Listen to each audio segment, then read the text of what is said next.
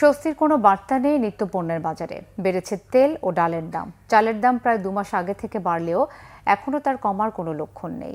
ব্যবসায়ীদের মতে, দেশের বাইরে থেকে চাল আমদানি হলে ভাঙবে চালের বাজারের সিন্ডিকেট। এদিকে সাধারণ মানুষের নাগালের বাইরে স্বপ্নের ইলিশ। আসমা আক্তার নুপুরের রিপোর্ট, ক্যামেরায় আল মাসুম সবুজ। বাঙালির স্বপ্নের ইলিশ কিনতে গিয়ে বাকবিতণ্ডা।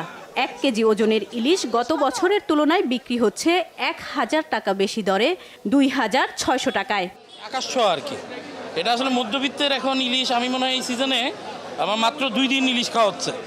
মধ্যবিত্তের জন্য আসলে ইলিশ ধরা এক প্রকারের অসম্ভব ব্যাপার হয়ে দাঁড়িয়েছে। তো আমরা এই যে দেখেন, ওরা কেজি যে ইলিশ মাছ 2600, 2700, 2800, মানে অভাবনীয় আর কি এই ধরনের দাম। কাস্টমার মনে করেন যেই দাম বর্তমানে, এই দাম কাস্টমার বেশি একটা নেয় না, আর বেশি একটা কাস্টমার কম খায় মাছ, ইলিশ মাছ। আর গত বছরের থেকে এই বছর কেজি প্রতি 1000 টাকা বেশি। সব ধরনের মাছের দামই চড়া। ব্যবসায়ীরা বলছেন আমদানি কম হওয়ায় দাম বেশি। যেমন প্রত্যেক মাছেরই কেজিতে 30 টাকা, 40 টাকা, 50 টাকা বাড়ছে, কারণ আমদানি নাই মাছের। আর এই সিজনটায় পানি থেকে ভরপুর বর্ষাকাল, মাছ এলোমেলো হয়ে যায়, মাছ ধরতে পারে না। মাছ না ধরার কারণে মাছের দাম বেশি। দেখতেছি তারাই চিন্তা ভাবনা করতেছি, এখনো বুঝতে পারতেছি না নিতে পারবো কিনা। এদিকে সবজির দাম বেশি হওয়ায় ক্রেতা কম রাজধানীর কাউরান বাজারে। কোনো জায়গায় দাম ঠিক আছে, সুন্দর দাম বিক্রি করতেছে, কিন্তু কিছু কিছু দোকান মানে এত অবস্থা খারাপ করে, 40 টাকার পণ্য 80 টাকা। কাঁচামাল এমন একটা জিনিস, আপনি যেরকম এই টিস্যু পেপার দা শরীরে পূজা ফালাই দিলেন, কাঁচামাল ঠিক একই অবস্থা।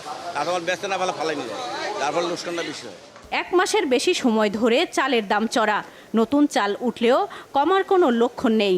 খেটে খাওয়া সাধারণ মানুষের নাগালের বাইরে মোটা চালও কেজি প্রতি 60 টাকা। এছাড়া সরু চাল কেজি প্রতি বিক্রি হচ্ছে 80 টাকার উপরে। দাম যেটা কমছে, আগে তো অনেক বেশি ছিল, ওই হিসেবে কিছুটা কমছে, কিন্তু সহনীয় পর্যায়ে এখনো আসে। ফাইনালি অনেকে মনে করেন 50 টাকা চাল বিচছে, 50 টাকা তো চাল নেই, 28 চাল 60 টাকার নিচে নেই। এখানে সরকার মনিটরিং করে যত কিছু করে, এখানে কিচ্ছুই পাবে না। কিন্তু মেইন কথা হলো দামটা কেন এত বাড়লো। যেখানে বাড়ছে ওখানে এটাকে দেখতে হবে যে কেন বাড়ছে। তেল, মুসুর ডাল সহ নিত্যপণ্যের দামও বাড়তি। শুধু তেল না, সব কিছু দাম বাড়তি। মূল্য বাড়ে না, দাম বাড়াইছে। তেল 922 টাকা গাড়ি ছিল, 922 গাড়ি আছে, কিন্তু তারা কারণ প্রতি 40 টাকা বাড়াইছে, কিন্তু মূল্য বাড়ায় না। সব কিছু টোটাল ফুল সাবান, লাক্স সাবান, কেয়া সাবান, সব কিছু মূল্য ঠিকই আছে, দাম বাড়াইছে, মূল্য বাড়ায় না। গত সপ্তাহের তুলনায় কিছুটা স্বস্তি মুরগির বাজারে। সোনালী মুরগি বিক্রি করতে 290 থেকে 300 টাকা, ব্রয়লার মুরগি বিক্রি করতে 150 থেকে 55 টাকা, দেশি মুরগি হলো 560 টাকা। সব মুরগি কেজিতে 15-20 টাকা কম আছে। আপনার ভালো মুরগি কিনতে হলে আজকের বাজারে মনে হয় আমরা 300 টাকা কিনতে হবে, একদম অরিজিনাল সোনালী যেটা।